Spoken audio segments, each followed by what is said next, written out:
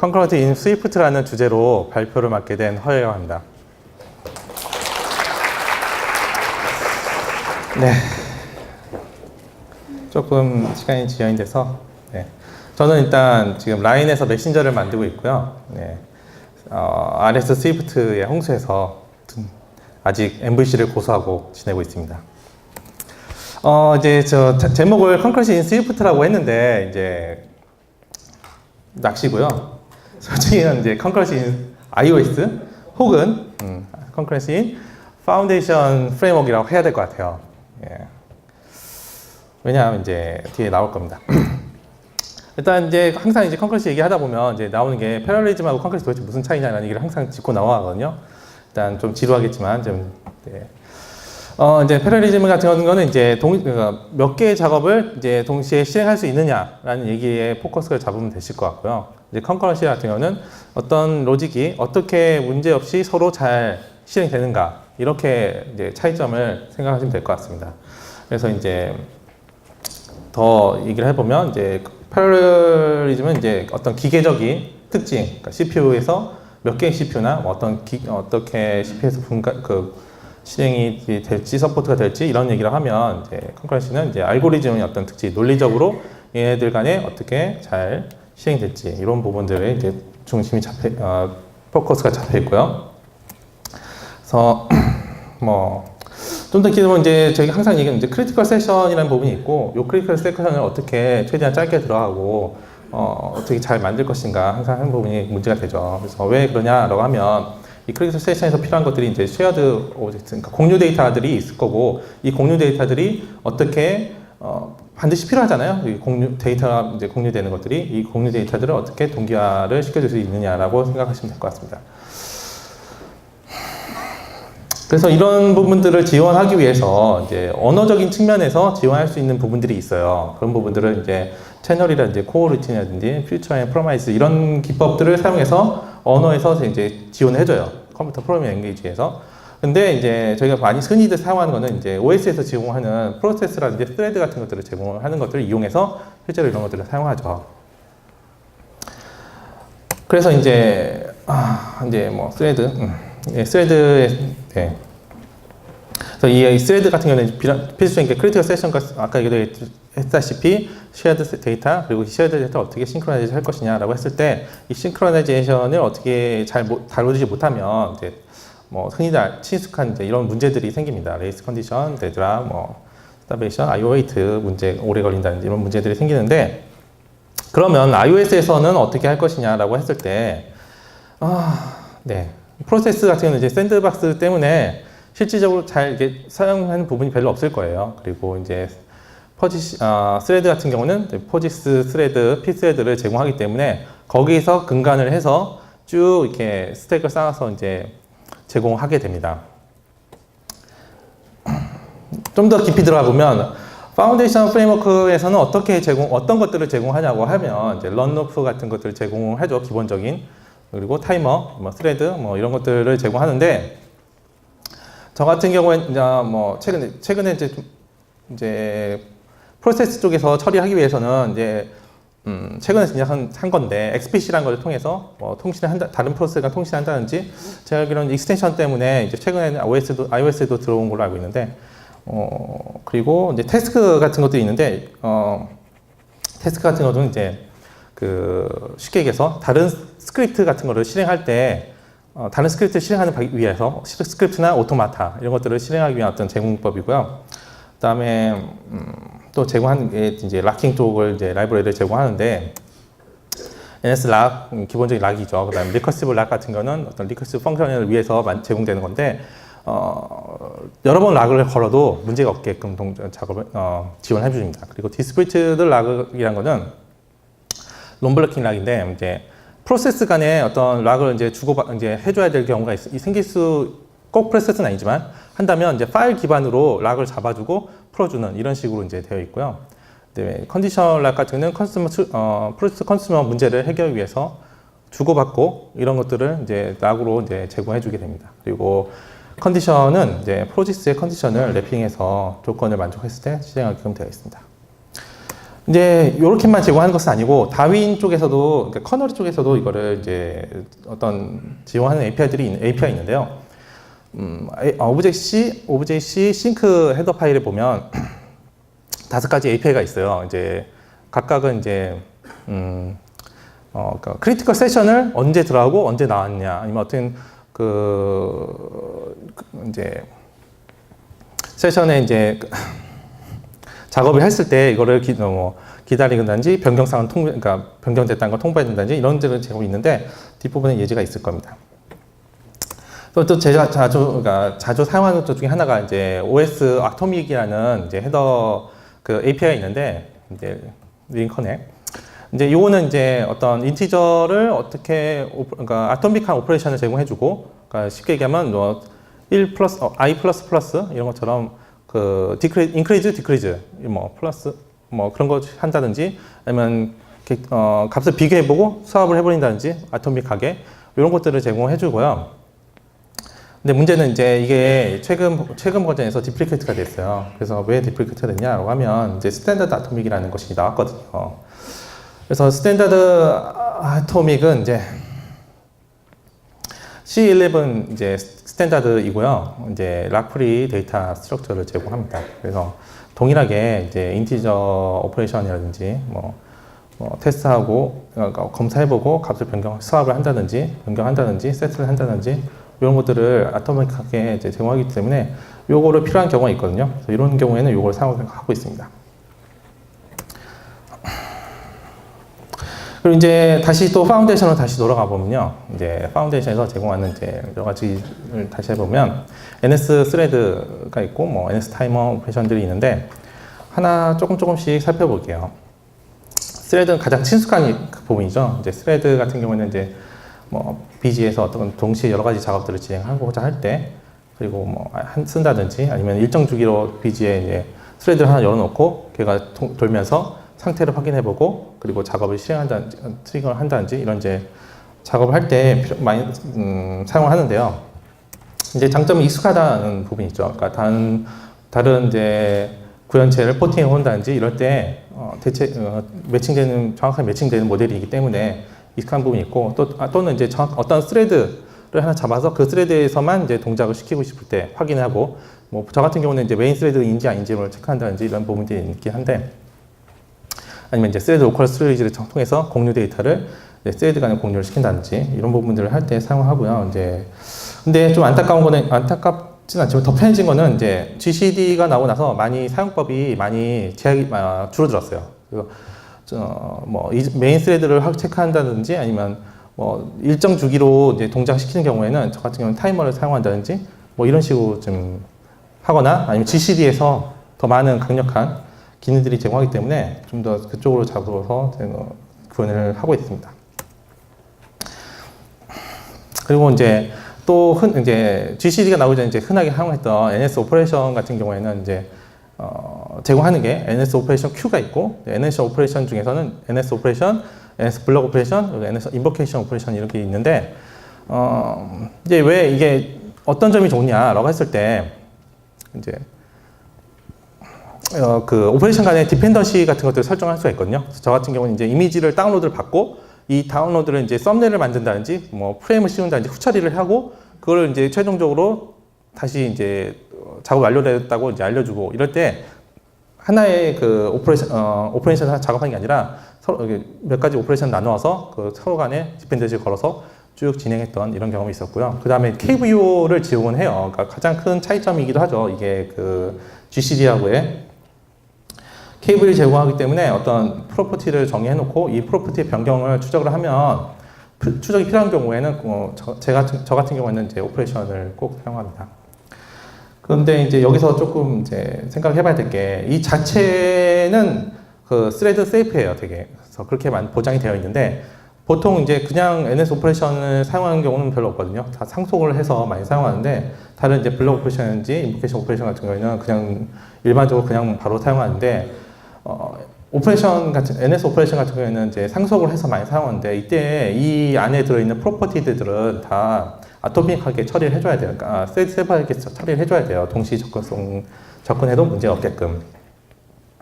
그리고 또 하나 이제 캔슬에 대한 대응을 해줘야 돼요. 그러니까 캔슬 이게 오퍼레이션이 언제 실행될지 명확하지 않기 때문에 그 실행 직후에 캔슬될 수도 있고, 뭐 실행 도중 큐에 쌓여 있다가 실제로 실행하려고 할 때 캔슬이 그 사이에 캔슬이 될 수도 있고, 뭐 실행 도중에 캔슬이 될 수 있고, 뭐 그렇기 때문에 이 부분을 꼭 챙겨줘야 되고요.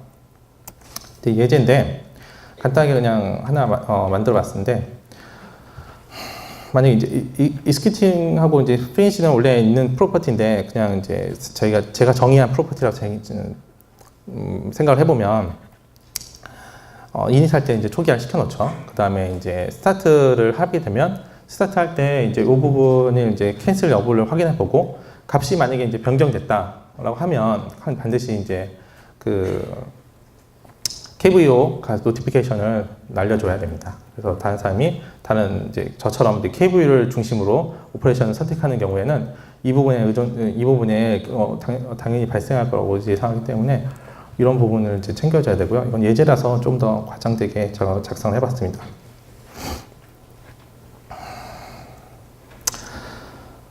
그래서 이제 실제로 이제 오퍼레이션을 사용할 때는 이제 오퍼레이션 큐랑 항상 같이 사용하는데요. 그래서 이제 뭐 오퍼레이션에서 스레드를 만들어서 뭐 사용하는 이런 경우도 있겠지만, 저 같은 경우는 큐에다 다 위임을 하거든요. 그래서 언제 이게 동작을 하고 뭐 이렇게 하는 법 위임을 하는데, 그래서 사용법은 되게 간단하죠. 네, 다들 뭐 아시는 분들은 아실 거라 생각합니다.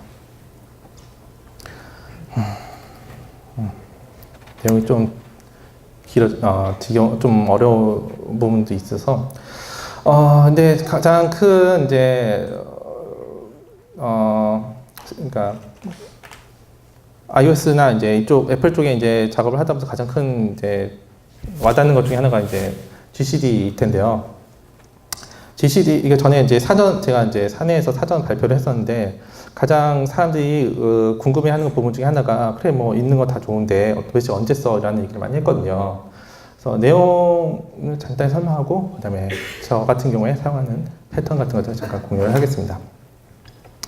근데 제공하는 기능 자체는 이제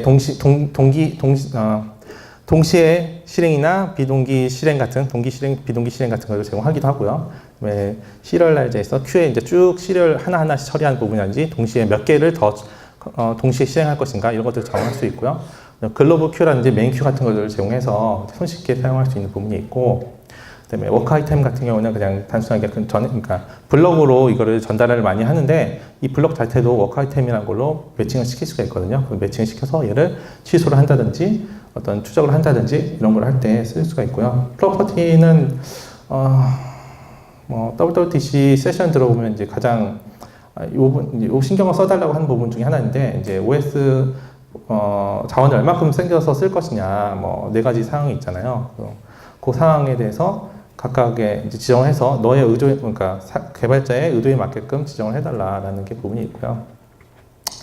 디스패치 그룹 같은 경우에는 이제 여러 가지 동시에 이제 그룹 작업이 있을 때 얘네들 간에 서로 묶어주는 이런 작업을 진행할 수 있습니다. 그래서 세마포라든지 쭉 있는데, 제가 이제 주로 사용 기법 같은 경우는 시리얼 큐 같은 경우를 이제 가끔 이제 사용하는데, 언제 사용하냐고 하면, 그러니까 동시성 문제가 발생할 수 있다고 했잖아요. 그럴 때 가장 손편하게 해결할 수 있는 방법이라고 생각하거든요. 큐를 하나 등록을 해놓고, 시리얼 큐를 하나 등록해놓고, 이 시리얼 큐에 그 작업들을 다 블럭으로 넘겨서 싱크로너스하게 블럭 넘겨서 처리를 하면 그냥 손쉽게 처리할 수 있는 부분이라서 자주 사용하고 있고요.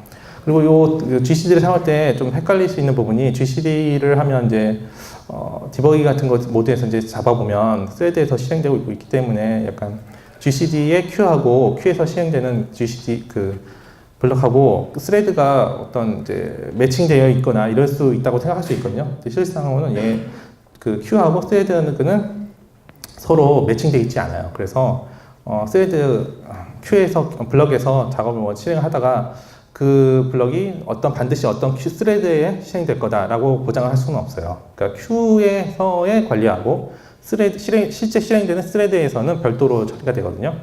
또 그 부분을 이제 체크를 하면 조금 문제가 돼 있어서, 저 같은 경우는 이제 메인 스레드 여부 정도만 확인하고 합니다.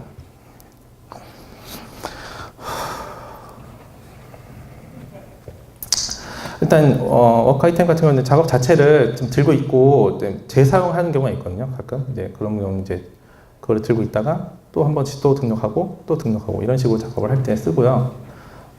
그러니까 그 처음 코딩할 때부터 이제 의도적으로 잡는 경우가 많이 있고요.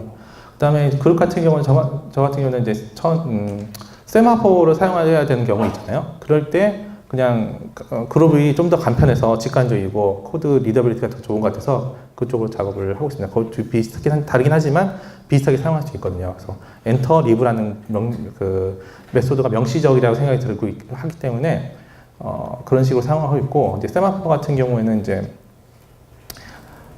비동기 작업이 많이 있잖아요. API가 어싱크ron한 API들이 많이 있는데 이 API들을 동기화시키고 싶을 때가 있어요. 가끔 쉽게 얘기하면 이제 액티비티 하나 띄워놓고 작업을 백그라운드 다 된 다음에 그 다음에 넘기고 싶다, 이런 경우에 이제 저 같은 경우는 세마포를 이용하고 있고요. 디스플레이 타임 같은 거 많이 사용하시죠. 한번 실행하거나 언제 이후에 실행하거나 이럴 때 사용하는데, 이럴 경우에는 정교하게 핸들링을 하고 싶지는 않을 때는 그냥 이걸로 사용을 합니다. 근데 정교하게 핸들링을 해야 되는 경우가 생기는 경우가 있거든요. 그럴 때는 디스플레이 소스 쪽에 보면 디스플레이 소스 타이머라는 게 있는데, 이 타이머를 이제 넣다 뺐다 하면서 생성했다 없앴다 하면서 정교하게 그 작업 디스패치 등록한 작업이 실행되고 안 되고 이런 식으로 조절을 할 수가 있습니다. 그래서 이제 간단한 최대한 이건 제가 그냥 단순히 만들어 본 건데, 최대한 많이 사용해서 한번 만들어 봤는데요. 일단 이 코드 자체는 의미가 좀 없을 것 같아요. 왜냐하면 백그라운드 큐에서 바로 실행이 돼야지만 잡이 이스큐트 되는 상황이라서 조금 문제가 있을 것 같고, 그리고 이 잡이 언제 실행될지 모르잖아요. 그래서 원래는 여기서 이제 위크 셀프 같은 것들을 잡아줘서 그거들은 이제 실제 유효한지라는 것을 체크를 해봐야 됩니다. 그러면 이제 결국에는 우리 관심사는 이런 이제 API들을 쓰면 되는데, 쓸 때 아까도 얘기했듯이 시크로나이제이션 문제가 발생할 수 있는데 이걸 어떻게 할 것이냐라는 게 관심사가 될 것 같고요. 이게 해결이 돼 있으면 스레드 세이프하다라고 할 수 있고, 이제 스레드 세이프하기 위해서 여러 가지 기법을 사용하는데, 예를 들어 보면 스위프트, 그러니까 오브젝티브 C에서는 이제 싱크로너스 디렉티브하고 프로퍼티 아토믹 지시어가 있잖아요. 근데 이제 둘 다 스위프트에서 제공하지 않아요. 그래서 둘 다 제공하지 않아서, 특히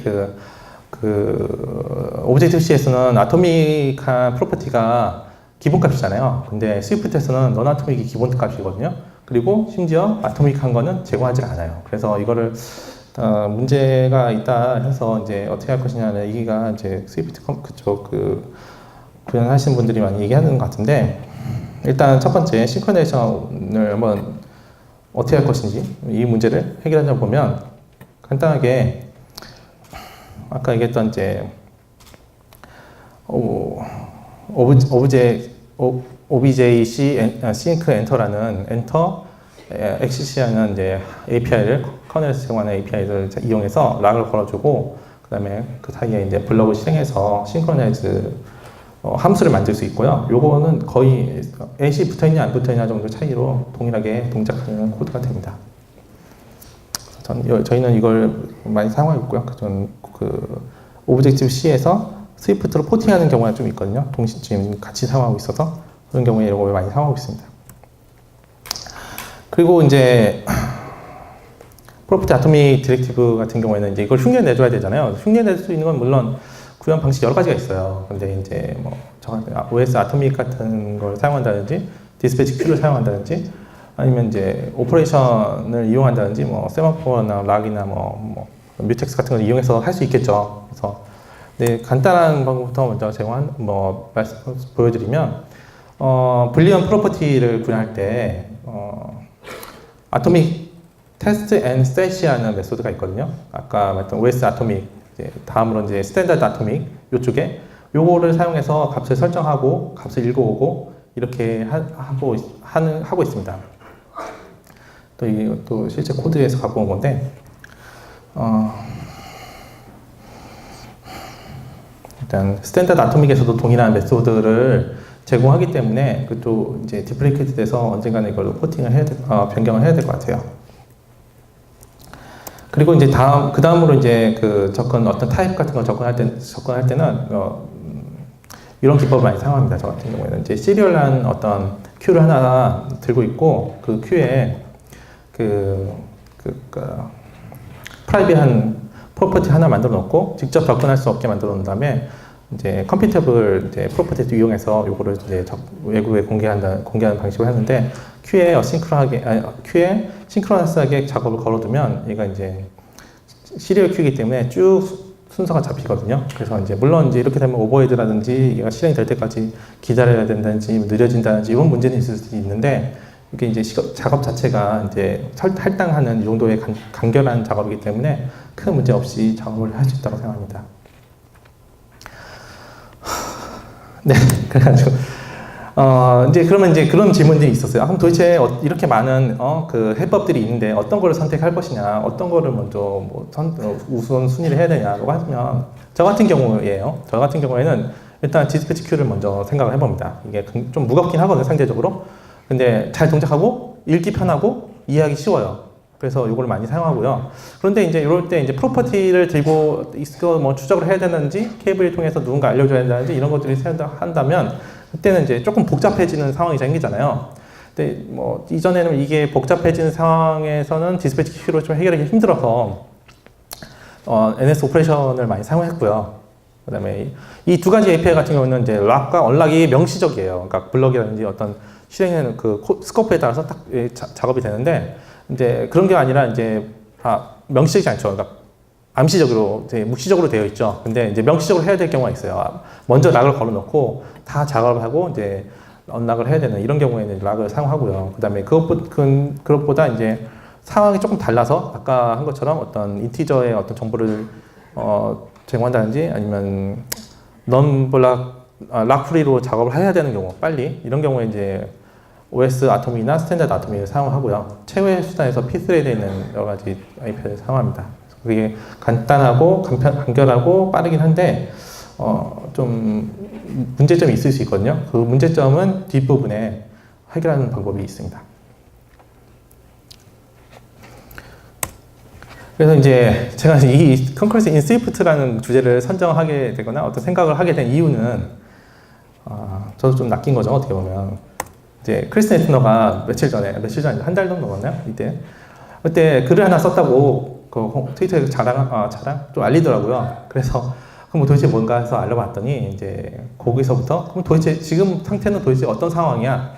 이런 거에 대한 궁금증이 생겼고 그것 때문에 이제 내용을 쭉 정리하게 됐는데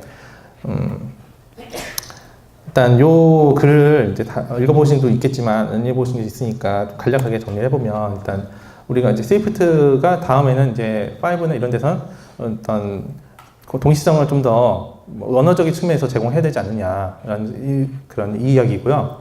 기본적으로 네 가지를 그 영역을 잡아보고 있어요. 전통적인 어떤 플로우 컨트롤을 하는 부분이라든지 최근에 이제 갑방 클로저나 블럭 같이 이제 어싱크러스하게 동작을 하는 부분이라든지 그다음에 이제 그 데이터의 싱크로나이제이션 어떻게 할 것인가 이 부분이라고 그다음에 이게 더 확장돼서 여러 가지 퍼져 있으면 어떻게 이거를 정보들을 주고받을 수 있을지 언어적으로 좀 지원해보자라는 얘기였는데 실질적으로 이제 우리 친숙한 부분으로 따져보면 이제 락 뭐 이런 식으로 잡을 수가 있을 것 같아요. 근데 이 중에서 지금 제안한 거는 두 가지예요. 그래서 어싱크 어웨이트하고 이제 액터 모델 이 두 가지를 도입을 해보자라는 부분이고요. 뭐 다른 사람들은 더 많은 걸 좀 해볼 수 있지 않느냐 이런 얘기가 있는데 제 생각에는 이제 5에서는 이 정도면 되지 않을까라는 생각 같아요. 너무 많이 하면 작업을 넣기 힘드니까 여기서부터 작업을 진행해보자는 것 같고요. 어싱크 어웨이트라는 거는 이제 뭐 어떤 내용이냐고 하면 C#에서 도입이 됐던 부분인데요. 이제 어싱크러스한 API들에 위해서 만들어진 부분이에요. 네, 왜냐하면 이제 저희가 뭐 다른 언어에서도 그런 경우가 있지만 이제 클로저를 제공하고 활발히 사용하다 보니까 문제점이 생기는 게 이제 어싱크로한 API들이 어싱크로한 API들을 호출하는 경우에 굉장히 이제 피라미드 형태의 호출이 생기면서 문제가 좀 생기죠. 그리고 그 사이사이에 에러 핸들링이 들어가야 된다라고 하면 어떻게 할 것이냐라는 부분이 생겨요. 이런 문제가 되는 거죠. 많이 친숙하신 분도 있을 텐데 저는 친숙해요. 근데 보면 이제 그러니까 코드 클로저를 계속 넘기게 돼 있잖아요. 넘기고 하다 보니까 호출을 언제 도대체 끝나는지 불명확하죠. 왜냐면 여기서 컴프레션 블럭이라 해서 나오긴 했지만 이게 호출이 명확하지 않고 이 사이사이에 에러 핸들링들이 들어간다라고 하면 도대체 누가 이걸 반환한다든지 문제가 생긴다든지 이런 것들을 추적하기가 어렵고 무엇보다 제가 개인적으로는 이해하기 어려워요. 코드를 보기가 어려워요. 그래서 이거를 어떻게 하자고 하냐면 이런 식으로 바꾸자라고 하거든요. 보면 이제 어싱크라는 그 키워드를 통해서 이 API는 어싱크로한 어떤 API다. 그러니까 코드 블럭, 그러니까 컴플리션 블럭을 이용하는 거다. 이런 식으로 얘기를 하는 거죠. 그리고 호출할 때 보면 이제 어싱크로한 API를 그냥 호출할 수는 없고 await라는 걸 이용해서 얘는 뒤동을 할 때 언제 그 응답이 올지 몰라라는 걸 정의를 하고 너가 알고 써 이렇게 되는 부분이 있고요. 그래서 이전 코드하고 비교해 보면 확연히 읽을 수 있는 그 이해도가 확실히 좋아집니다. 그래서 결과적으로 return image result 이미지가 결과가 나오는구나. 여기서는 한참 읽어서 저 같은 경우는 이제 컴플리트 블럭을 찾아가지고 뭐 커맨드 E 해가지고 이제 커맨드 G 해가지고 영역을 찾아가거든요. 서치 해가지고 그것보다 훨씬 더 코드만 읽어도 바로 알 수 있죠. 네. 그래서 훨씬 더 좋은 접근 방법인 것 같아요. 두 번째 이제 액터 모델이 있는데 액터 모델 같은 경우에는 이제 뭐 이거 위키피디아의 정의예요. 도대체 무슨 말인지 몰라가지고 한글 봤더니 이런 얘기더라고요. 이거 너무 어려운 것 같아요. 차근차근 제가 이해한 액터 모델은 이렇게 생각합니다. 스스로가 어떤 행동을 결정할 수 있고 그리고 이 행동이 결정된 기반에 다른 액터를 만들 수가 있어요.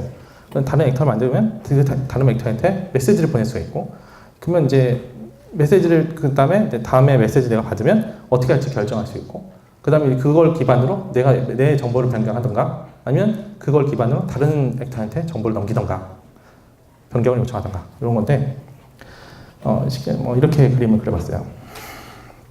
전에 얼랭 할 때 좀 겪었던 거라서 이제 액터를 하나 만들 수 있죠. 다른 거 만들 수 있고 또 이런 게 만들어지잖아요. 메시지를 보내고 싶어요. 보내면 그냥 보낼 수 있는데 여기 보면 이제 메일 박스 같은 게 있어요. 그래서 걔한테만 메시지를 보낼 수 있게 되어 있는 거예요. 그래서 메일 박스에 메시지가 들어가면 메일 박스에서는 메시지를 이렇게 쭉 쌓여요.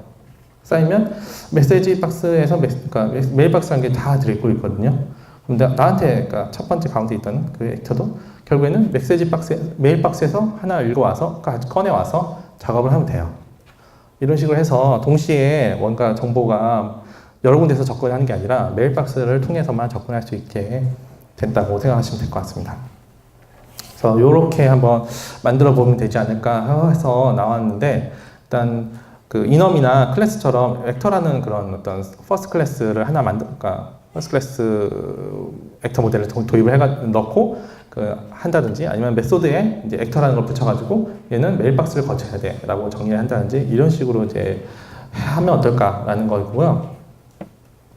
시간이 좀 오버가 됐는데 이제 다음에 이제 이렇게 잘 만들어 놓고 나면 어떻게 디버깅 할 것인가 부분이 있거든요. 이건 굉장히 간단한 부분이라서 저 같은 경우는 이제 뭐 디버깅 하는 뭐 방법도 있지만 툴에 좀 의존합니다. 네, 세네체티커 항상 켜놓거든요. 얘가 굉장히 강력하고 되게 좋은 것 같아요. 생각 못한 부분 많이 잡고 뭐 잡을 수 있는 부분은 이렇게 세 가지 정보를 잡을 수 있습니다. 많지는 않아요. 근데 많지 않아도 도움 많이 돼요. 특히 밑에 두 가지는 pthread를 사용할 때 직접적으로 문제가 될 수 있는 부분인데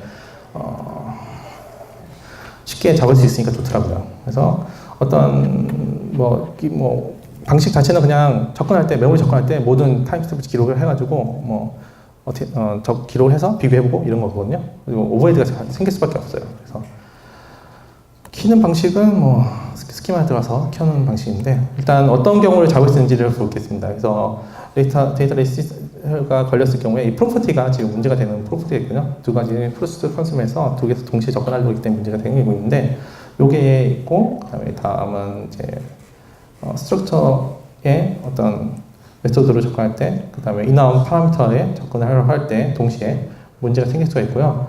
뭐 어레이 같은 경우도 많이 발생하죠. 어레이, 딕셔너리. 요 네 가지 요 사항들은 전부 다 저 같은 그러니까 디스패치 기법을 디스패치 큐 기법을 사용하면 모두 해결할 수가 있어요. 쉽게. 그래서 그런 식으로 저는 많이 사용하고 있고요.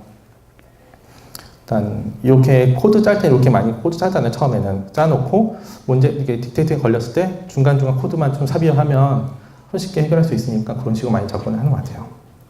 그리고 이제 뮤텍스 이니셜라이즈 아닌 뮤텍스 사용하는 방법 했을 때는 이렇게 이제 초기화 시켜주면 되고요. 이것도 다 딕테이팅이 됩니다. 요 딕테이팅 되는 거를 캡처를 떴으면 더 좋았을 텐데 일단은 시간 관계상 못했고요. 그래서 이제 스레드 릭 같은 것도 스레드를 만들어 놓고 제대로 해지 않고 그냥 나간다든지 이런 식으로 해서 문제가 딕테이팅이 되기 때문에 쉽게 디버건까지 제공되기 때문에 한번 사용하시는 게 권장드리고요. 일단 오늘 이제 컨커런시 인 스위프트라는 주제로 좀 낚시성으로 좀 주제를 발표를 했는데 전체적인 지금 현재 상황을 정리해 볼 수 있고 앞으로 어떻게 5S는 어떻게 제공할 수 있을지 좀 생각해 볼 수 있는 시간이 되었으면 좋겠습니다. 네, 감사합니다.